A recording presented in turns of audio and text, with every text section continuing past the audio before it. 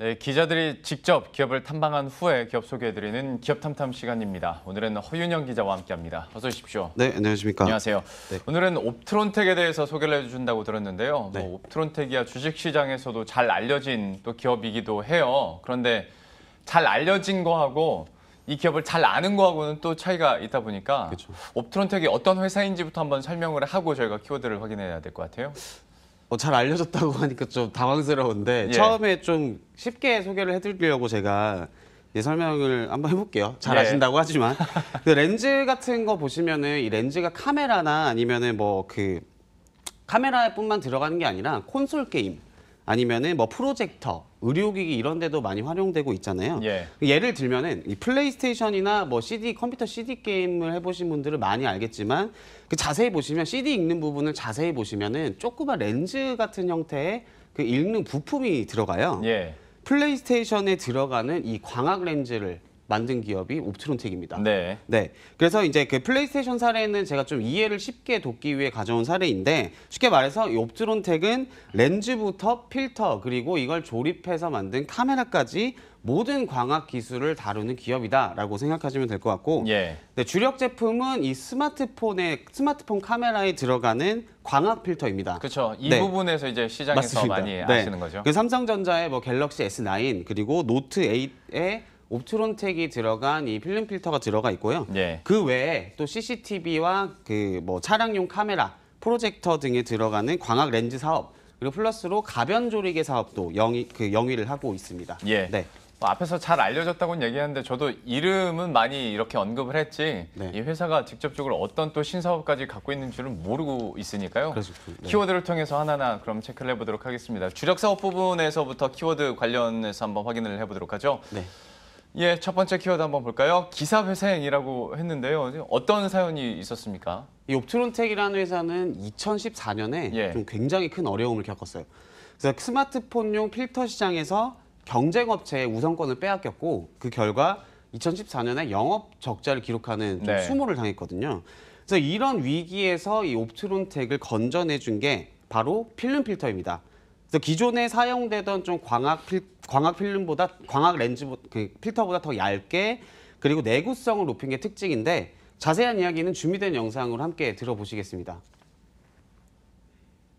2014년, 15년 때 저희가 굉장히 어려움을 한번 겪었습니다. 저희하고 같이 경쟁하던 기업에 저희가 우선권을 뺏기는 상황이 한번 있었고요. 기존에 그 상황에서는 이제 반사형 필터들을 대부분 사용했었는데 그 상황에서 저희는 매출이 급감하는 굉장히 어려움을 회사 창사의 최대 위기를 겪었고 하지만 그때 그 위기가 낙심하지 않고 저희가 기회로 삼았던 것들이 저희가 조금씩 준비해왔던 소재를 바꾸는 그리고 두께를 굉장히 얇게 한 필름 필터를 저희가 내부적으로 집중적으로 준비를 해왔고 그 위기가 저에게는 기회로 다가왔습니다. 기존에 주로 사용되던 스마트폰용 필터의 두께는 0.2 혹은 0.3mm. 하지만 옵트론텍이 만든 필름 필터는 두께가 0.1mm에 불과합니다. 필름 필터를 통해 스마트폰 카메라 두께를 절반으로 줄일 수 있게 된 겁니다. 모듈의 두께를 한 0.2mm, 0.3mm 그 이하로 줄일 수 있는 굉장히 좋은 기술로 국내 고객사, 글로벌 고객사에 채택이 되었고 그래서 다시 반등할 수 있었습니다.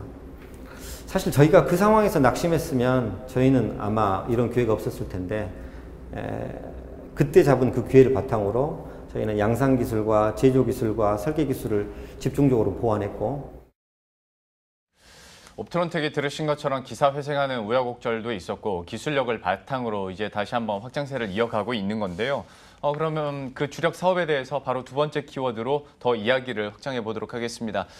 두 번째 키워드는 인식이라고 했는데요. 네. 어떤 내용입니까? 그 방금 보신 필름 필터가 이 옵트론텍을 살려준 네. 필터라면 이 인식이란 키워드를 꺼낸 이유는 앞으로 그러면 이 필터 분야에서 옵트론텍이 새로운 먹거리를 뭘 가져갈 것인가 그걸 설명해 드리기 위해 가져온 키워드가 인식인데 그 요즘에 스마트폰 기기들의 트렌드를 보시면 잘 알겠지만 바로 그 뭐 홍채 인식이나 그렇죠. 생체 인식, 지문 인식 이런 거잖아요. 네. 근데 그리고 이 각종 이 생체 인식을 구현하려면은 카메라 필터들도 그에 발맞춘 변화가 필수입니다. 예. 네, 옵트론텍은 앞으로 이 인식용 필터를 이제 광학 필터 사업의 이 성장 동력으로 삼겠다는 계획을 가지고 있고 그다음에 격화되는 이게 또 한편으로는 좀 아시다시피 스마트폰 시장이 격화되고 있는데 이 시장에서 좀 살아남기 위한 예. 일종의 생존 전략으로 가져가려고 하는데 네. 자세한 내용 한번 영상으로 보시겠습니다. 보는 광학에서 촬영하는 광학으로 이제는 인식하는 광학 시대가 도래하고 있습니다. 안면 인식을 위해선 특정 영역의 적외선만 투과시켜야 하는데 이 센서에 반드시 필요한 게 바로 밴드패스 필터입니다. 옵트론텍은 이 밴드패스 필터 양산화를 준비 중이고 매출 비중을 끌어올리는 목표를 가지고 있습니다. 재작년 한 2년 전부터 저희는 다시 또 새로운 기술들을 개발하고 있는데 그런 기술들이 유기물을 접합하는, 유기물을 접목하는 필터 기술 또는 나노 패턴을 이용해서 기존의 필터와 전혀 다른 개념의 필터들을 우리가 새로운 기술로 준비를 하고 있고 이런 기술들의 결과물들이 이제 올해부터 조금씩 나오고 있는 상황이고 특히 3D 뎁스 시장에 열리는 그런 환경과 매칭이 돼가지고 저희의 그런 기술들이 아마 시장에서 또 다른 우리에게 선물을 하나 줄 수 있을 거라고 저는 기대합니다. 주력 사업이나 그리고 앞으로 또 경쟁력을 가질 만한 사업 분야에 대해서 저희가 알아봤는데요. 마지막 세 번째 키워드를 통해서 이야기 더 해보도록 하겠습니다. 세 번째 키워드는 박람회장이라고 했는데 이건 무슨 연관이 있는 겁니까? 뜬금없나요 혹시? 저는 이 박람회장 가지고는 유추하기가 좀 힘들어서요, 내용을. 그렇죠. 이제 방금 지금까지 소개해드린 필터는 옵트론텍의 주력 사업이잖아요. 예. 주력 사업인데 이제 좀 투자자분들이 관심이 있어 할 만한 신사업, 신성장 동력을 이제 설명을 해드릴 건데 잘 아시겠지만 아까도 말씀드렸지만 이 스마트폰 시장이 좀 녹록치가 않아요. 예. 그래서 옵트론텍도 이 기존 스마트폰 시장에서도 다양한 전략들을 지금 펼치고 있지만 좀 스마트폰 말고 다른 시장으로도 눈을 돌리고 있는데 가장 눈독을 들이고 있는 시장이 바로 이 자동차 시장입니다. 예. 그래서 요즘 자동차에는 각종 전장 제품들이 들어가고 있잖아요. 예. 그래서 예를 들면 뭐 자율주행차 같은 경우는 뭐 비전 카메라부터 그다음에 헤드업 디스플레이, 적외선 카메라 등 이제 새로운 광학 기술이 모인 약간 박람회장 같은 그래서 예. 그런 곳으로 변하고 있는데 옵트론텍은 이 렌즈와 필터 그리고 회사가 보유하고 있는 이 광학 기술을 총동원해서 이 자동차 시장 공략에 적극 나서고 있고 이게 실제 실적으로도 이어지고 있습니다. 예. 그래서 이제 보여드릴 영상은 이 옵트론텍의 자동차 시장 진입을 알린 제품인데 스마트폰 부품 회사가 어떻게 자동차 시장을 공략하게 됐는지 한번 직접 보시겠습니다. 로고 램프를 위해서 조금 준비를 했던 부분들이 시장의 환경과 잘 맞아 떨어졌고 그리고 저희가 하는 부품 중에 정밀 로고 필름이 있어요. 글라스 위에다 애칭하는 그 부품을 국내 모 자동차 회사에 1차 벤더에 납품을 하게 된 게 2년이 됐고 그것들을 준비하면서 우리가 잘하는 광학 기술이 있으니까 이 부분을 접목시키자 했던 게 이제 국내 자동차 회사에 제가 납품할 수 있는 좋은 기회가 돼서 지금까지 양산을 잘 하고 있는 거고 단순해 보이는 이 로고 램프는 광학 기술에서 가장 기본이 되는 렌즈와 필터를 기반으로 만들어졌습니다. 기존 제품과 비교해 흐림 현상을 대폭 개선했고 조명 균일도도 차별화시켜 더욱 뚜렷한 로고를 구현시켰습니다. 물론 이 로고 램프는 옵트론텍의 매출액에 큰 도움을 준 제품은 아닙니다. 하지만 자동차 시대에 진입했다라는 의미에서 상징적인 제품이기도 합니다. 이거를 통해 가지고 자동차 산업이 어떤 것이구나 우리 같은 IT 회사에서 어떻게 진입해야 되겠구나 하는 것들에 대해서 학습을 참 많이 했고 그런 학습을 통해서 아까 말씀드린 것처럼 유럽의 큰 자동차 회사에 저희가 벤더로 참여를 할 수 있는 기회가 되고 이 부분은 매출에 꽤 도움이 많이 됩니다. 그리고 한번 스타트하면 자동차 쪽은 기본 3년, 길게는 10년을 가기 때문에 이 사업 축으로 저희가 집중할 수가 있고 저희가 들어봤는데요. 로고 램프 있지 않습니까? 앞서서 허윤영 기자가 어떤 상징적인 의미, 자동차 시장에 뛰어들었다라는 의미가 있다라고 얘기를 해줬는데 사실 저는 보면서 그런데 이거 로고 램프만 가지고 전기차나 자율주행차 시장에 뛰어들었다라고 보기는 너무 좀 많이 간 것 같고 그쵸. 전장 부품 정도라고 생각할 수 있을 것 같거든요. 그렇죠. 이것만으로 끝나면 좀 실망인데요. 안 끝났습니다. 예. 걱정하지 마십시오. 근데 또 지금부터 이제 또 소개해드릴 제품은 이 듀얼 카메라. 이 제품이 어떤 제품인지 들으면 앵커님이 말씀하신 것처럼 좀 최근 트렌드에 맞는 자동차 시장에서 어떤 사업 전략을 펼치고 있는지 예. 좀 알 수 있을 것 같은데 그 자율주행차에서 중요한 게 이 자동차가 그 보행자의 보행자와 그리고 신호등의 색깔, 차선 이런 거를 어떻게 인식하는지가 굉장히 중요하잖아요. 그럼요. 그렇죠. 안전과도 직결이 된 부분이고. 예. 그래서 이제 보여드릴 그 옵트론텍의 제품은 이 자율주행차의 눈인 듀얼 카메라라는 제품입니다.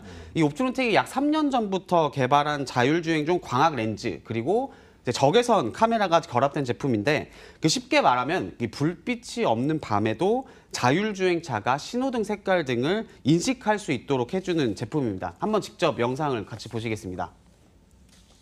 저희 갖고 있는 광학 기술과 필터 기술은 이것과 직결되는 기술이고, 그래서 3년 전 정도에 열상 카메라의 저해상도부터 개발을 했고, 그리고 그 다음 해에 그러니까 올해 2월 달, 3월 달까지 해서 여기 보시는 이제 듀얼 카메라를 개발했습니다. 한쪽은 열화상을 인지하는 거고 다른 한쪽은 가시광선을 인지하는 카메라입니다.